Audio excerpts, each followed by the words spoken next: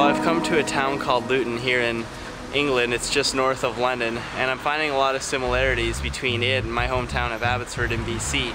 There's a lot of people here that grumble about living here because there's nothing to do, and it's pretty much basically the same back at home. The only difference is at home we do have quite a bit of outdoor stuff to do nearby, and I'm going to be exploring that a bit further because really compared to here we don't have much to grumble about. However, there is a lot of charm in this downtown section, and you have London close by, just like Abbotsford has Vancouver close by. But here, there is quite a bit to see. There is a lot more history, and it's a bunch denser. A bunch denser. My English has just gotten worse and worse on this trip. I should also mention that I got a haircut here and the guy styled it much differently than I've ever styled it before. So maybe that's just a British thing.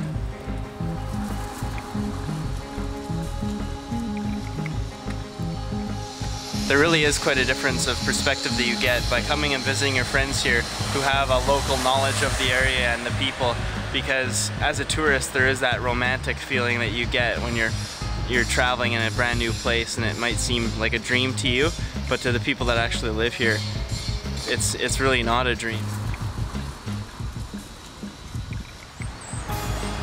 Here's what I need. Obviously it's nothing like a Canadian river or park, but it's something. And it reminds me a little of home, minus the buildings that are surrounding this area.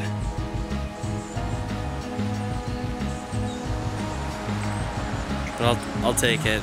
It's a rather muddy footpath, but for England, I'm just thankful that currently it's not raining, although the skies look threatening of it. Here has been an interesting experience. I've been walking through the communities, a small town feel, going through the residential and getting into the rural, and horse riding on footpath is prohibited, just so that you know. So I'm gonna walk down there. My friends David and Amber both worked during the day, so I had nothing but time to kill. I found a great way to do just that by walking. And by walking, I mean walking. A full day's worth. It was great because I saw a completely different side of England. Okay, I've come upon some beautiful scenery in Wheat Hampstead. Wheat Hampstead, whatever you want to call it. There's some duckies.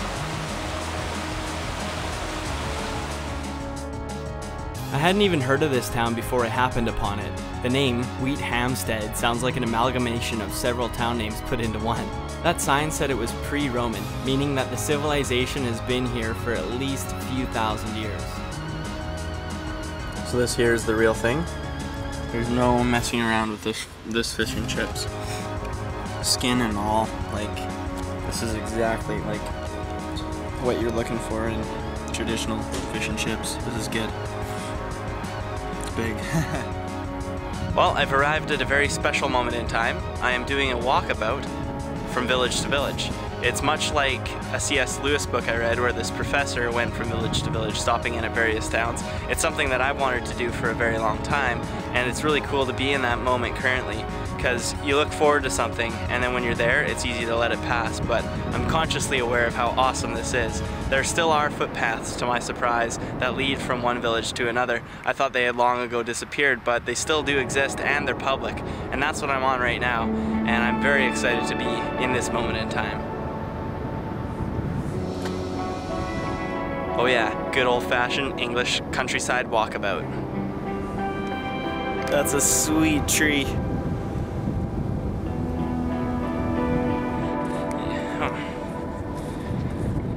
So this is quite a bit different than doing a walkabout in BC. In British Columbia, it's between the mountains, and you've got a lot of wildlife and stuff like that on you.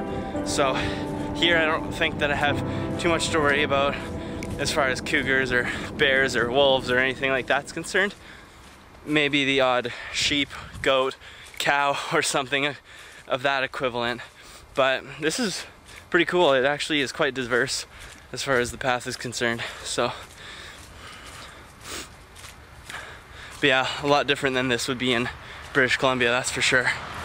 Oh, hey, it looks like I've come back out towards the road, but the path just continues alongside it. Oh, this is sweet. Climbing the English mountain. Mount England. Oh yeah. Sweet. What'd you do today, buds? Oh, I was just in Kenya. I don't know, helping people out, but you know, what'd you do? Oh, I did an English countryside walkabout. No big deal, whatever. Earlier in the trip, Stefan and I were joking about how it's like, what are you doing at home? Well, I'm just working. And what are we doing? Well, we're seeing the world, we're experiencing the world, and it's pretty spectacular. Well, now he's in Kenya and I'm doing an English countryside walkabout. And what's he doing? Well, not this. He's doing something good, but still. This entire day's worth of walking added up to some 35 kilometers, each of which was a dream come true for this Canadian boy. Well, I'd like to take this opportunity to thank all of the people that I've been meeting along the way, all my friends and family members who have helped me out with places to stay, food to eat, things to do, the culture, the history, all of the knowledge, because it's without you guys, this trip wouldn't have been the same. And in this moment, thanks to David and Amber for allowing me to do some laundry.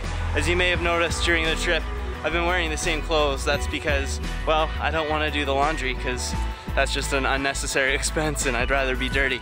Well, now I'm wearing David's clothes, so thanks David for allowing me to be warm today and also for allowing my clothes to be warm for future days. I really appreciate that. And to all of you, thumbs up. Thanks. One final glance of the English countryside before I head on my way to the land of ice and snow in Sweden's capital city, Stockholm.